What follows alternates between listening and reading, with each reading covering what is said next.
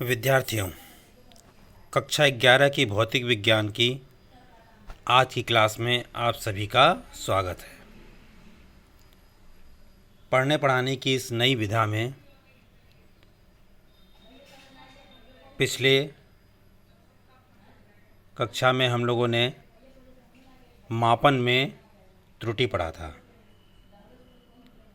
आप सभी को विषय का एक्सप्लेनेशन नोट्स के साथ वीडियो फॉर्म में प्रेषित किया जाता है। आपको उसे ध्यान से सुनना चाहिए और फिर नोट्स से अपनी कॉपी में नोट लिखकर उसको पुनः किताब की सहायता से पढ़ना चाहिए। निश्चित रूप से क्लास में पढ़ाने में और इसमें अंतर होता है, इसलिए आपको थोड़ा प्रयास अधिक करना पड़ेगा। लेकिन यदि आप चाहें तो उसको कनेक्ट करके बुक से और सुनकर समझकर नोट्स बनाकर तैयारी कर सकते हैं। इसी क्रम में हम लोग आज आगे त्रुटियों का संयोजन पढ़ेंगे। हमने मापन जाना, मापन करते समय प्रयोग या मापन यंत्र के द्वारा उसमें कुछ त्रुटि आती है। यह त्रुटियां निरपेक्ष त्रुटि, आपेक्षिक त्रुटि, प्रतिशत त्रुटि के रूप में नापी जाती है। उसको कैसे निकालते हैं, यह सब चीज़ हम लोग पढ़े हैं। आज हम त्रुटियों का संयोजन पढ़ेंगे। त्रुटियों का संयोजन का अर्थ यह है कि यदि हम किसी प्रयोग में अलग अलग कई तरह की माप लेते हैं, जैसे मान लिया सरल लोलक के प्रयोग में हम उसके आवर्त काल को निकालते हैं या उसकी लंबाई को लेते हैं, या हम प्रतिरोधों के संयोजन में दो प्रतिरोध लेते हैं, दोनों प्रतिरोधों का माप अलग अलग करते हैं, फिर उसको जोड़कर परिणाम निकालते हैं। इस तरह से यदि कई माप अलग अलग लिए गए हों और उसके बाद गणितीय संक्रियाओं के द्वारा हम परिणाम को निकालते हैं, तो उस परिणाम में उन सभी मापों की त्रुटियां संयोजित हो जाती हैं, मिलकर एक नया त्रुटि परिणाम में आता है। यह त्रुटियां किस प्रकार से संयोजित होती हैं, यही हमें आज जानना है। कभी भी मापों को जब हम संयोजित करते हैं तो किसी गणितीय संक्रिया के द्वारा करते हैं।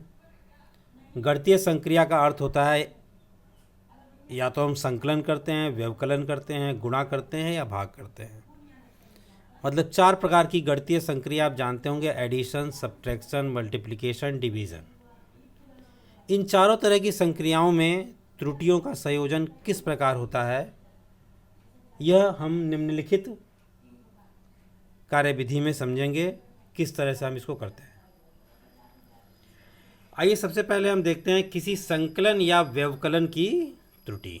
संकलन मतलब एडिशन, व्यवकलन मतलब सब्ट्रैक्शन या डिफरेंस।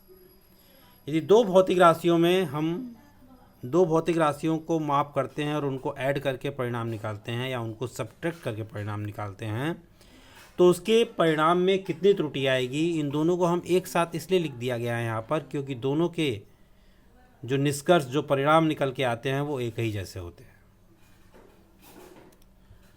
इसको समझने के लिए हम माना दो भौतिक राशियाँ ए एवं बी लेते हैं।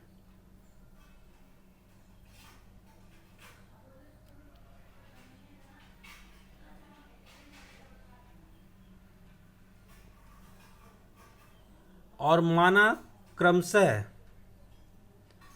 ए का मान A plus minus delta A और बी का मान B plus minus delta B मापन करने पर आता है।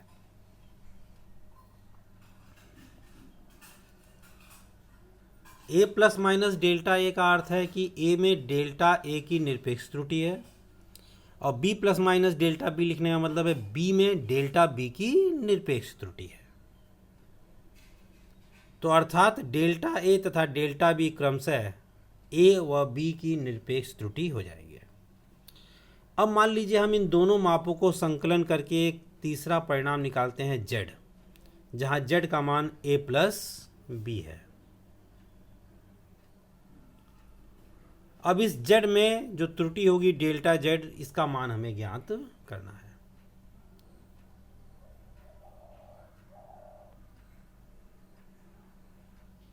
तो देखिए संकलित करने पर आपके स्क्रीन पर दिखाई दे रहा है z बराबर a प्लस बी होता है। त्रुटि के साथ लिखें तो z में यदि डेल्टा z की त्रुटि है तो z को हम z plus minus delta z equal to a को हम a plus minus delta a लिखेंगे त्रुटि के साथ, और a प्लस बी है बीच में प्लस लगाएंगे और b को b plus minus delta b लिखेंगे।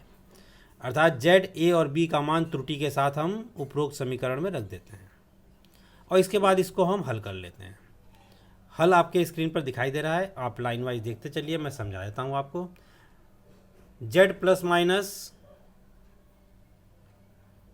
Delta z equal to a plus B एक साथ लिख लेंगे और प्लस माइनस डेल्टा a और प्लस माइनस डेल्टा b, ये ऊपर चार टर्म दिखाई दे रहे हैं।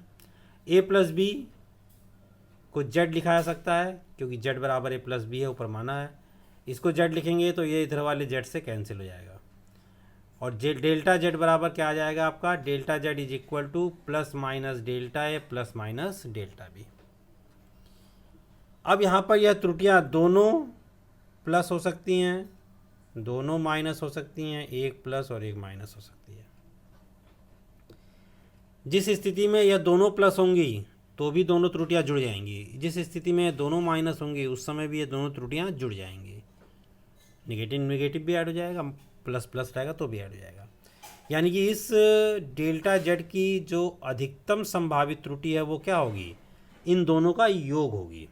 यानी कि दोनों पॉजिटिव हैं तो दोनों ऐड होके अधिकतम होंगे, दोनों नेगेटिव हैं दोनों ऐड होके अधिकतम होंगे, बस वो ऋणात्मक चिन्ह में होगा।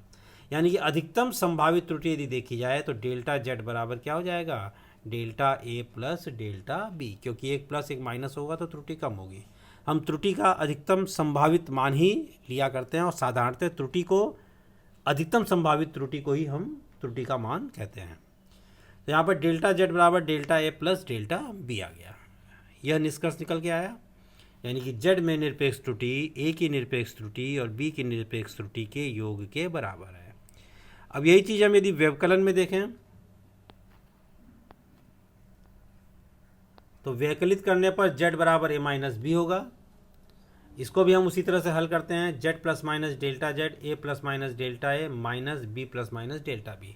मतलब z की जगह हम त्रुटि के साथ मान रख देते हैं, a की जगह भी त्रुटि के साथ मान रख देते हैं और b की जगह भी त्रुटि के साथ मान रख देते हैं।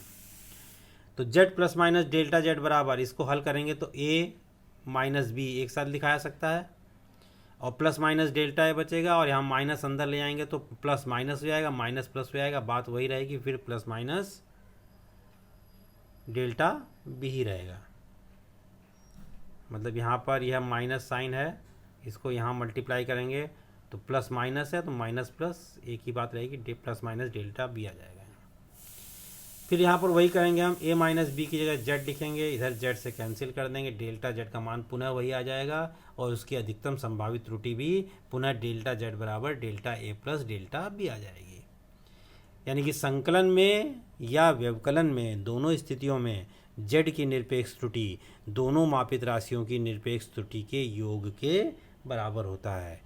चाहे आप उसको माइनस कर रहे हो चाहे प्लस कर रहे हो, दोनों स्थितियों में त्रुटि का संयोजन जब होगा तो वह दोनों त्रुटि मिलकर बढ़ जाएगी, यानी कि दोनों त्रुटियों का योग हो जाएगा।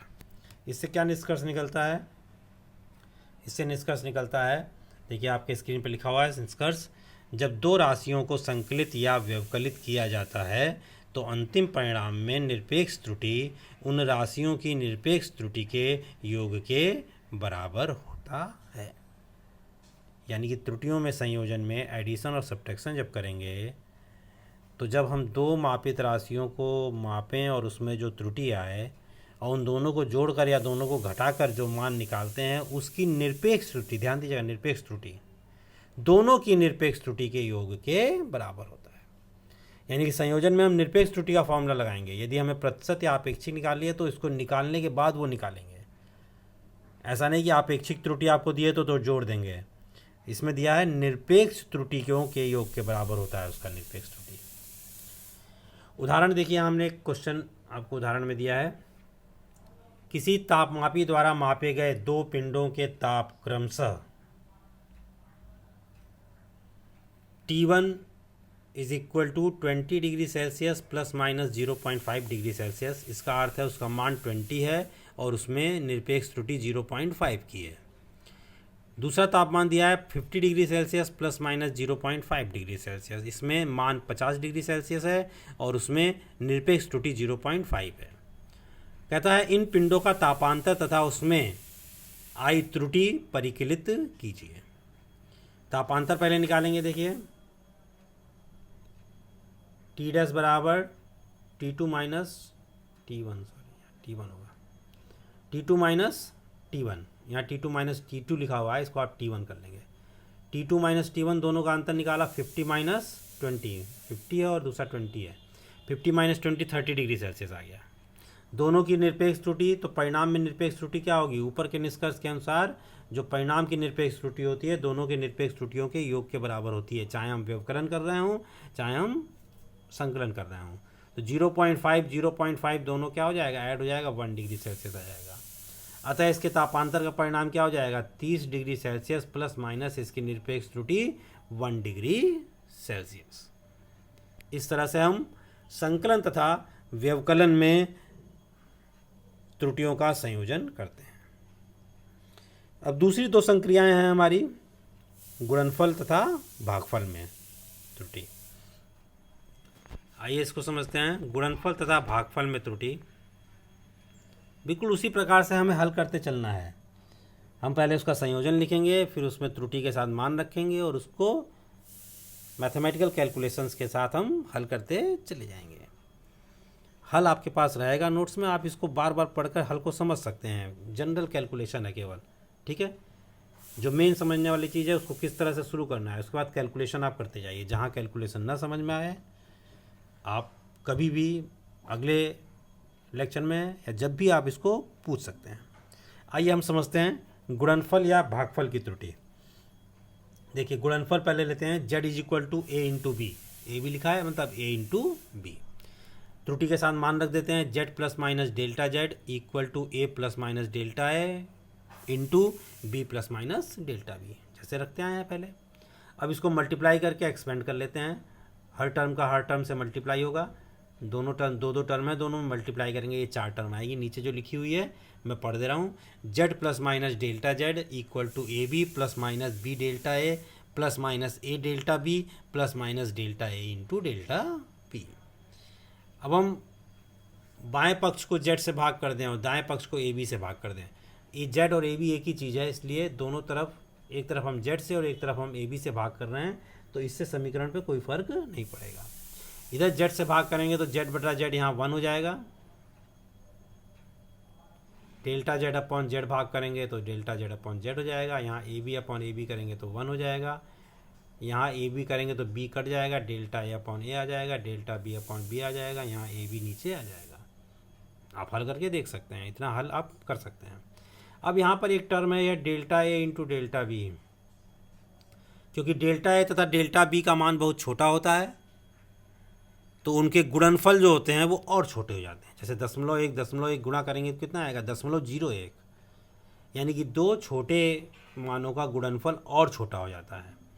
तो गुणनफल को हम यहाँ पर उपेक्षणीय मान सकते हैं, मतलब नेगलेक्ट कर सकते हैं। इसमें से इसको नेगलेक्ट कर देंगे, यह 1 यहाँ इस 1 से कैंसिल हो जाएगा।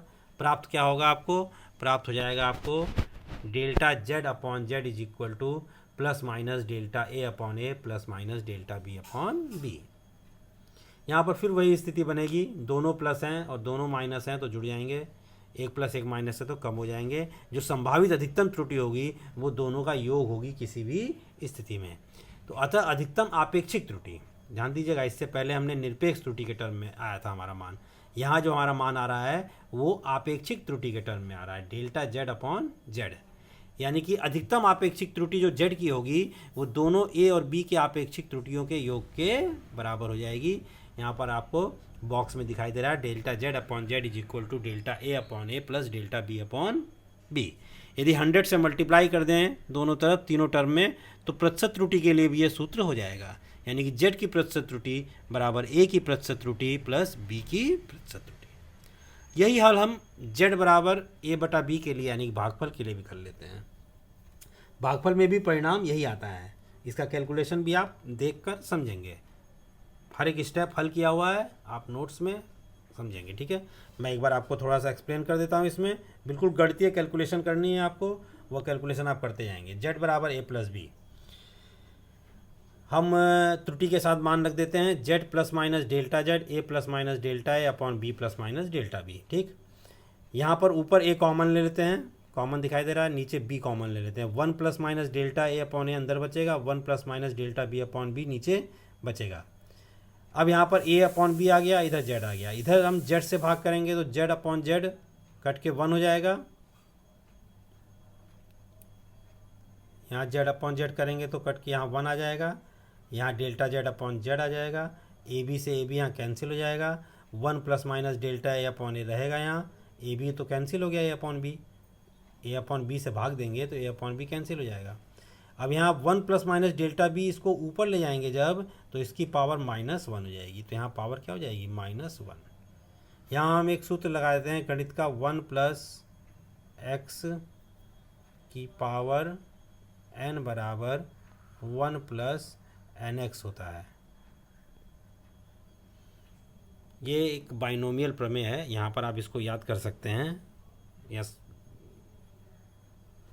ध्यान रख सकते हैं। इसको आप डिटेल में मैथमेटिक्स में पढ़ते हैं बाइनोमियल एक्सपेंशन में। 1 प्लस एक्स की पावर n बराबर एन एक्स होता है। मैं फिर से लिख दे रहा हूँ, यहाँ देखिए, आप लिखना चाहिएगा, लिख लीजिएगा नोट्स में। 1 प्लस एक्स की पावर n बराबर 1 प्लस एन एक्स, ये होता है।